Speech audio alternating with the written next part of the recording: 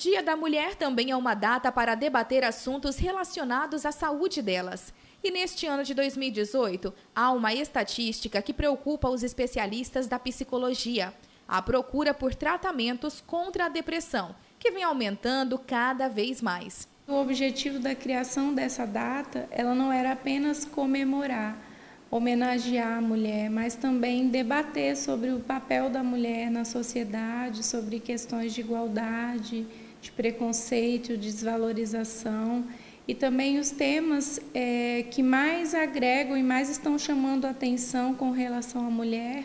Esse ano me surpreendeu muito a taxa alta de mulheres à procura de tratamento aqui na clínica, diagnosticadas com depressão. E a maioria delas, para não dizer todas, de janeiro até agora foram 25, todas elas com tentativa de suicídio ou a ideação de suicídio presente. Então, pensamentos com conteúdo de morte e tudo mais. Então, eu creio que no nosso município tem alguns assuntos que seriam importantes aproveitar essa data, já que é de reflexão e também de informações, para falar um pouco mais sobre a depressão e também abordar um pouco sobre as mulheres vítimas de violência, que no nosso município tem uma incidência muito alta.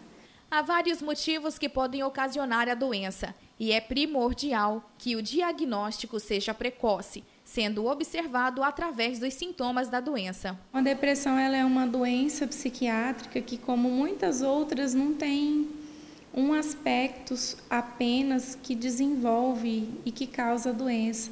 Nós sabemos que tem um fator genético envolvido, então a pessoa que tem um familiar que já teve depressão carrega aí a probabilidade maior de desenvolver a doença, porque carrega um gene, né, com a doença, que pode ficar mais fácil de desenvolver.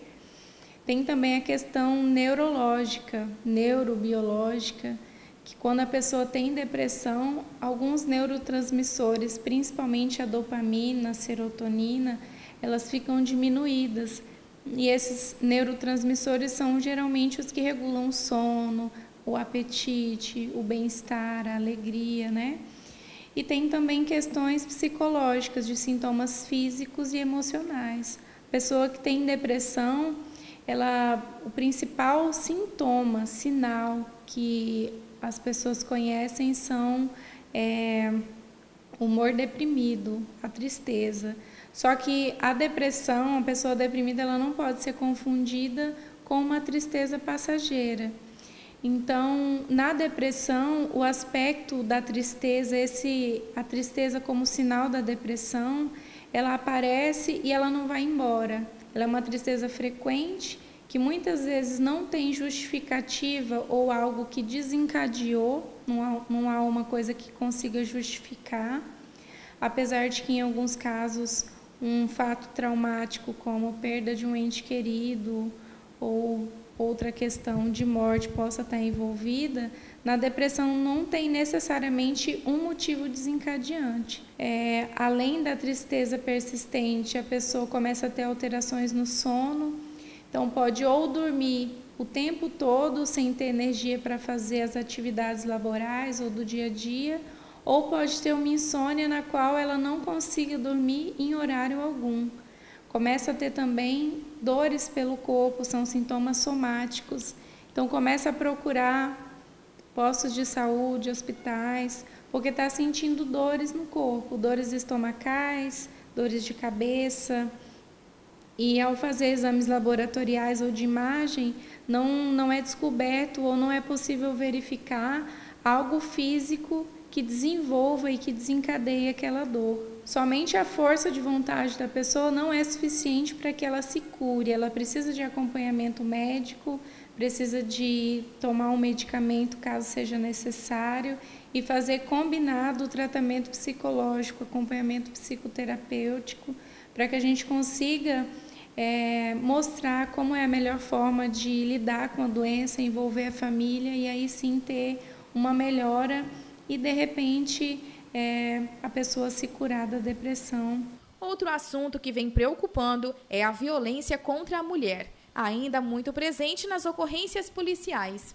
Eu tenho aqui alguns dados que eu consegui através do CREAS, que no ano de 2015 nós tivemos 79 mulheres vítimas de violência, em 2016, 116 casos, e esse ano, até fevereiro, nós tivemos 5 casos novos.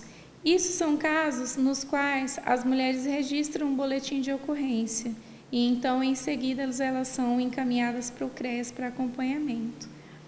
Porém, tem aquelas mulheres que não registram um boletim, e então elas não chegam e elas não estão participando dessas estatísticas das quais eu acabei de dizer. Mulheres vítimas de violência também sofrem um preconceito e uma desvalorização grande. O estigma é muito grande ainda ao redor desse tema. Hoje nós temos a Lei Maria da Penha, na qual defende o direito das mulheres e que o agressor ele vai responder por isso criminalmente. No caso das mulheres vítimas de violência, é uma mulher que teve um passado e um histórico da qual não teve muita afinidade, vínculo afetivo estabelecido com a família, cresceu faltando isso. Então, quando chega na vida adulta ou na época da adolescência, começa a procurar num companheiro aquilo que lhe faltou durante a época da infância, ou mais tarde, ou ainda na época que estava ainda em casa com a família. E, ilusoriamente, essa mulher fantasia que um homem na qual ele dê regras, ele fala que ela não pode sair, que apresente um ciúme e que às vezes até acabe a machucando. Por causa de ciúme, ela entende como cuidado, como amor, como carinho. E essa situação, essa questão do apego ser tão grande que ela acaba permanecendo num relacionamento abusivo. E quando o agressor vai mostrando certas características que são características doentias, a mulher não percebe, porque está procurando e na ilusão, na fantasia, aquele homem está vindo de encontro à necessidade que ela precisa de carinho, de afeição.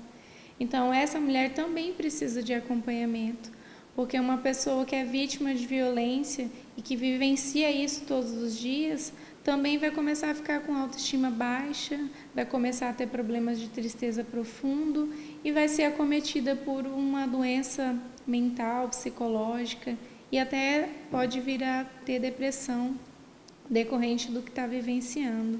Mas essa triste realidade pode mudar e só depende da iniciativa de todas as mulheres, como afirma a psicóloga Vanessa Soares.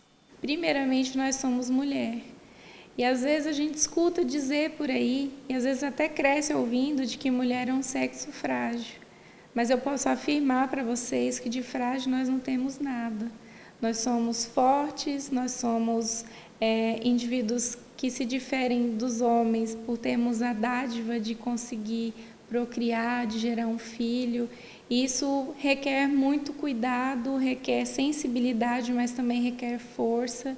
E todas nós somos capazes de nos cuidar, de ter uma boa autoestima, de procurar ajuda caso necessário, mas também de nos vermos bonitas, de nos sentirmos bem e de estar num lugar no qual nós possamos exercer os nossos direitos e também nos sentirmos bem. Então, nesse dia 8 de março, eu quero dizer que nós somos importantes não só hoje, mas todos os dias do ano, e desejar um feliz Dia da Mulher para mim e para todas nós que estamos ouvindo.